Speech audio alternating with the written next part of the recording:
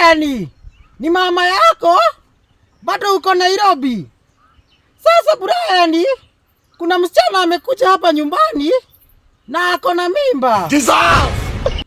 Na anasema hii mimba ni yako Brian. Anaitwa Gathoni. Kuna msichana unajua kama Gathoni kwa maisha yako? Wewe Brian, hapana ruka. Huyu msichana alisema ati mlikutana na yeye wakati ulikuwa umekuja Disemba. Si anasema mlikuwa na yeye nini ile kesha ya kurukisha mwaka. Brian, nakujua wewe, hapana ruka.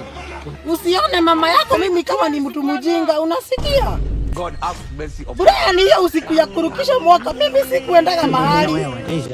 Mimi nilirukishia mwaka kwa nyumba. Na usiku nilisikiaga umeingisha msichana. Unafikiri sijui?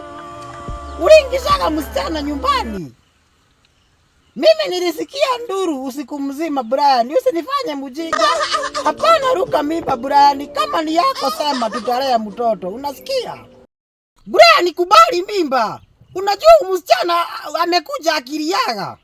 Huyu msichana si mjinga ati ajui nani alimpea mimba. Si anakutaja na majina zako zote mbili. Mpaka nimemuonesha picha zako kwa album. Si amekuguza wewe, amekataa kuguza Kevin. Kwa nini brother yako? Ameguza tu wewe Brian. God have mercy upon us. Kwa nini unaniaibisha Brian?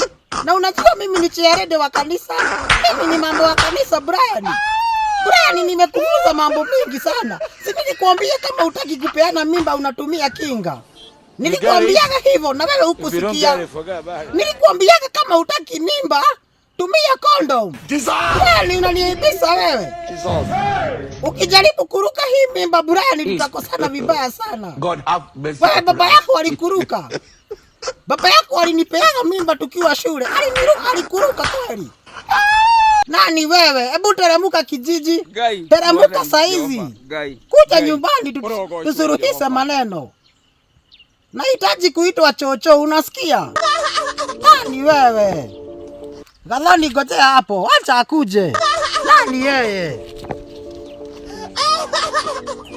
Please subscribe to our YouTube channel, Kinara wa Mistari. Thank you.